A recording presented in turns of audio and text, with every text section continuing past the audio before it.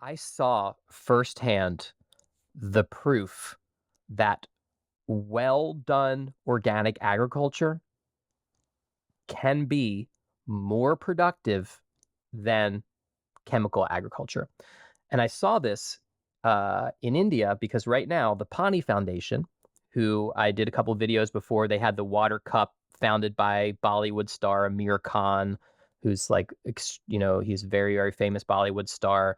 And the Pani Foundation had a competition where about 8,000 villages worked on their water problems through watershed restoration. And at least 1,000 of those villages fixed their water problems.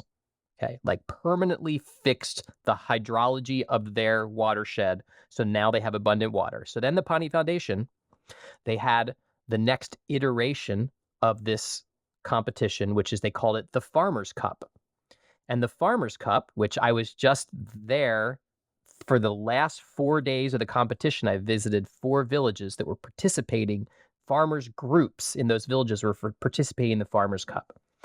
And they had the opportunity to talk to over Zoom, and it happened a lot during the pandemic, to educate themselves and talk directly to some of the top experts from universities, natural farming experts in India and in the world, one-on-one, group to group, educating these villagers. And so many of these groups, they had, I don't know how many groups they had competing. They had, I need to find out, many hundreds, maybe thousands of these groups competing. And they were using what we would call best practices of organic agriculture. There they call them SOPs, or standard operating procedures or practices.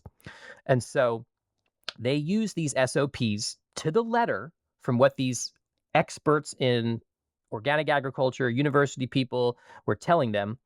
And uh, widely, widely across these farmer groups who moved from chemical agriculture to organic based agriculture, bio pesticides, the neem tree, all these different plants that they have for pesticides, cow dung, fertilizer, fertigation, using good soil conservation practices, cover cropping practices, appropriate irrigation. How much water do you apply? When do you put on irrigation? When do you do a bug treatment? When do you thin the plants? When do you thin the fruits?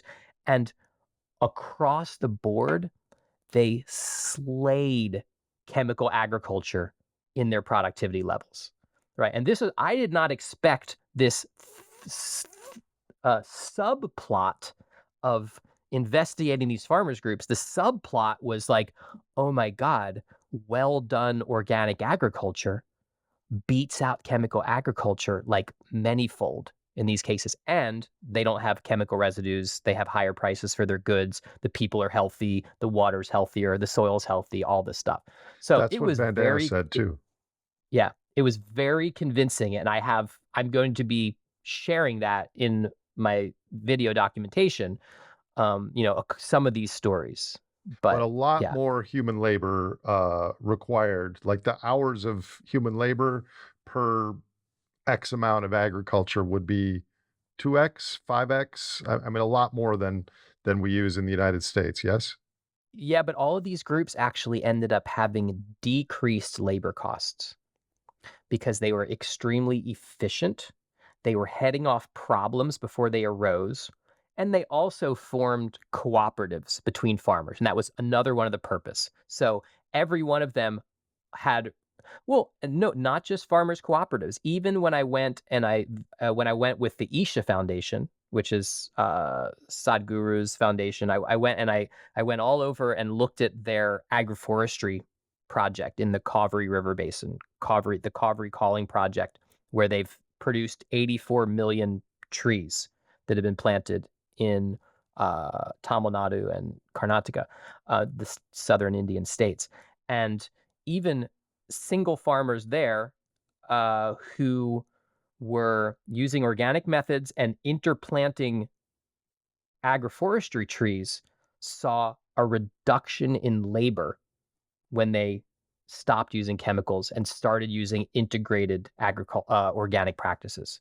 So I actually think that that runs contrary to what we are told